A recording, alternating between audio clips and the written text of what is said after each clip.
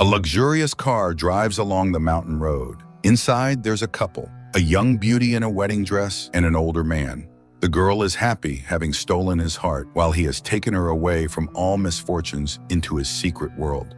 Ahead is a house set in a beautiful location, mountains, trees, and a blue sky. They are greeted by housekeeper Claire and a young man whom the owner calls Oliver.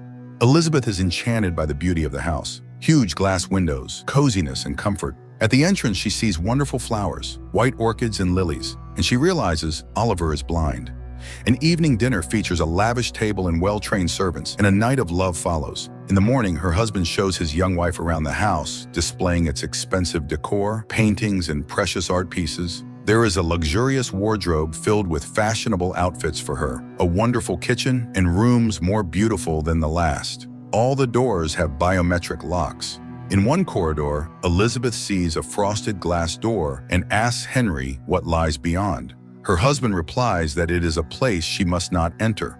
The girl protests. She couldn't even if she wanted to. After all, there are locks everywhere. Henry explains that all the biometric scanners are set to the parameters of two people, hers and his.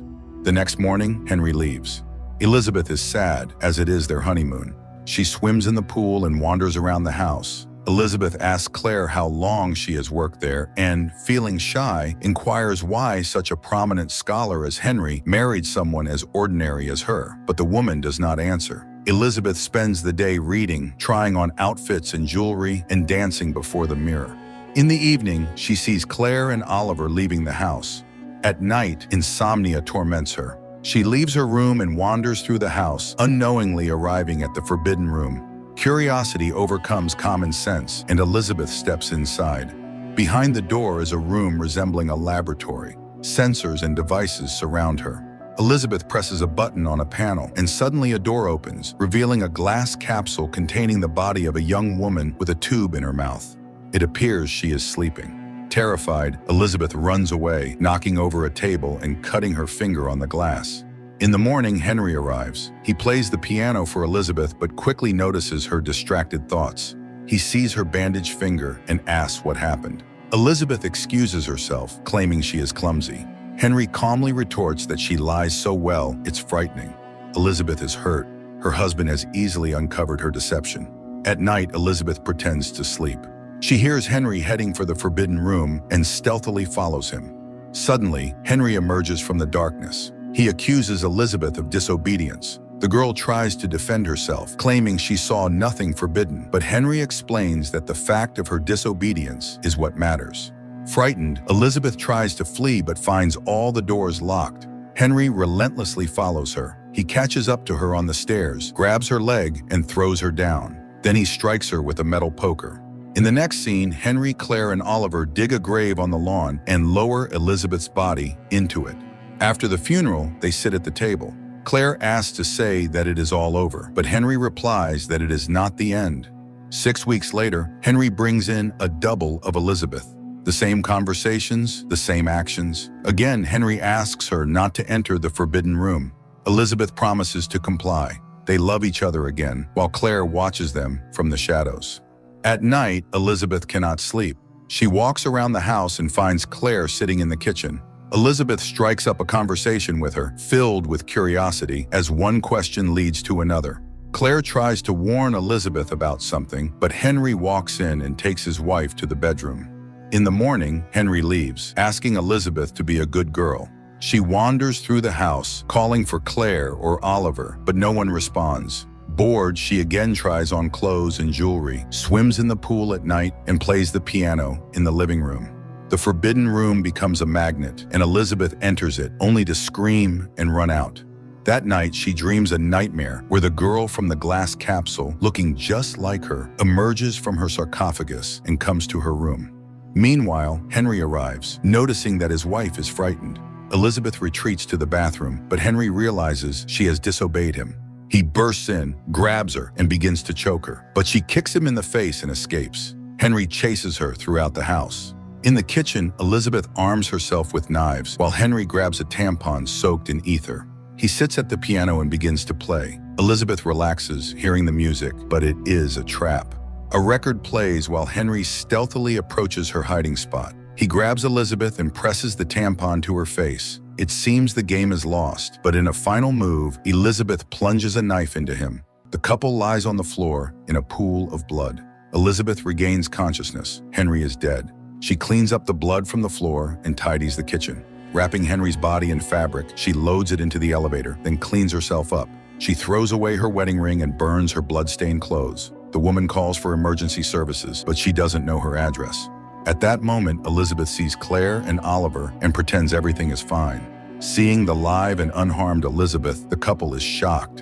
Elizabeth claims Henry is resting upstairs. Claire heads to the kitchen, suddenly collapsing from a heart attack. She reaches for the phone and calls for help. The ambulance takes Claire away. Elizabeth tries to leave, but Oliver says he cannot protect her if she goes out the door. He understands that Henry is dead. Frightened, Elizabeth tries to explain that it was self-defense. Oliver reassures her that he hated Henry too and will help her get rid of the body. The young man asks what she remembers from her childhood. She responds that she was in the hospital for a long time after her parents died in a car accident and grew up in an orphanage. Oliver shows her a nearby house, saying that's where they lived together. Claire knows better because she worked with her. Elizabeth asks who she is. Oliver reveals that she is one of 6 clones of Henry's wife. Number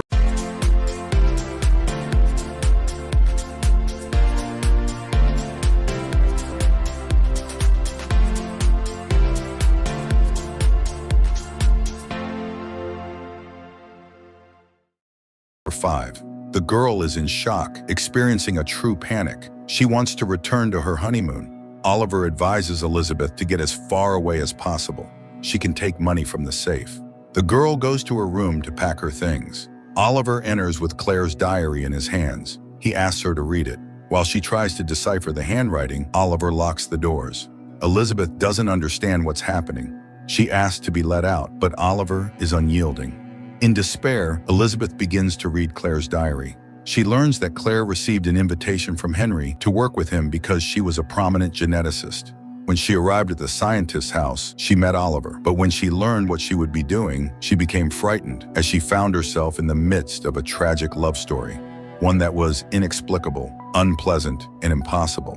Henry revealed that his wife died shortly after giving birth to Oliver from a very rare disease.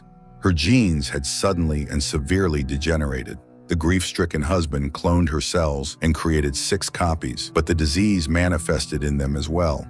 To buy time, Henry built cryogenic chambers and placed the bodies in stasis. By the time Claire joined the project, only 4 remained. She began working and decoded the disease's gene. Meanwhile, Henry recorded messages and played music for the subjects. He hoped this would form their memories. However, the latest Elizabeth remembered nothing beyond a few seconds, suffering because she lacked a real inner world. The constant tension in her consciousness became too complex for her body to handle. One day, she entered the lab and fled in horror. The police found her and brought her to Henry's house, where Claire recognized her as her ailing niece. The strange accusations from the girl were dismissed as a mental disorder.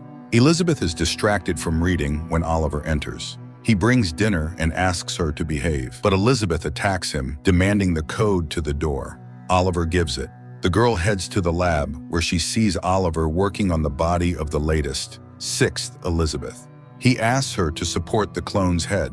While the 5th copy holds up her clone's head, Oliver injects her with a sedative. In a delirium, Elizabeth sees the memories of her predecessors. She wakes up in a room, chained to the bed. She cannot free herself and continues reading Claire's diary. The woman remembers how they continued their research, but a week later, the clone died. Claire realized that neurodegeneration had resumed. She couldn't handle it. Henry was in despair. Nothing was working. He had wasted so many years and behaved like a madman, but Claire counters that he acted like a lover. A relationship develops between them.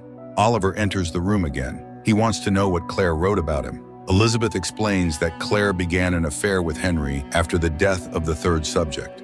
The woman didn't know that Henry had altered the samples. This meant Claire had no fault. She had managed to stop the disease, and the remaining clones were healthy. Oliver shares that in childhood he admired Elizabeth because she was the most beautiful being he had ever seen. Yes, he could see back then. The children became friends, which displeased Henry. One day, Oliver saw Henry kiss the girl. That night, the man blinded Oliver. Having recounted everything, Oliver leaves, and Elizabeth continues reading. Claire wrote that she ended the affair herself. Competing with Elizabeth was impossible. Furthermore, Henry spoke about his pain after losing his beloved. Now he dreams of reliving that first wedding night. Claire did not find any records of Elizabeth giving birth and realized that Oliver was not Henry's son. He was Henry himself. He created him because he feared Elizabeth would not want his current self. In the morning, Elizabeth wakes up to the feel of scissors against her neck. Oliver demands she tell him what Claire wrote about him in the diary. Elizabeth admits that Claire considered him a clone of Henry, but that is not true. Henry showed a birth certificate, so Oliver is not Henry. Elizabeth asks if he loves her and invites him to touch her. She removes her pants and beckons him closer. Oliver cannot resist temptation and approaches. He embraces Elizabeth, but the girl throws him to the floor and chokes him with the chain. She has to give him the keys to the shackles and reveal the real code to the door. Just then, another Elizabeth enters the room, aiming a gun. The girls stare at each other. They are identical. Oliver tries to convince the new Elizabeth that the one in the room is sick, that she is an imposter and their enemy. The fifth Elizabeth argues that this is not true. They are hostages and she just wants to leave. Obeying Oliver, the sixth Elizabeth orders the other to lie on the floor, but the fifth Elizabeth shields Oliver. When the sixth finally fires, the bullet kills Oliver and wounds the fifth clone. She tries to escape while the sixth clone weeps over Oliver. The injured Elizabeth exits the house. In her mind, all the visions and images that passed before her clones merge together. A gunshot rings out. The last Elizabeth kills her double. The final breath and last vision, herself, leaning close to her face.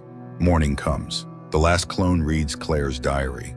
Henry transfers all his possessions to Claire. Now she can continue her research. The man states that he never intended to kill the one he had wanted to resurrect all his life. It just happened. She died, and now she brings him joy by dying again and again. And no one needs to know about it. These versions are not his Elizabeth. Only by destroying them does he feel that they are real, and Henry will do everything to put an end to this. Elizabeth finishes reading. She sees a taxi pull up to the house, from which Claire exits. They meet at the door. Elizabeth leaves everything to Claire, for she deserves it. Elizabeth walks down the road, leaving behind all that is terrifying and incomprehensible. All her life she dreamed of a wonderful man. She stole his heart, and he stole her from all misfortunes into his secret world, but she no longer sleeps. The film prompts a reevaluation of many things. Above all, ethical questions arise. Can a true scientist, called to improve people's lives, use their discovery for personal gain? Is cloning a person without their consent not a crime? Even the greatest love cannot justify violence against a person. And how can one put up barriers to protect a person from such expressions of passion?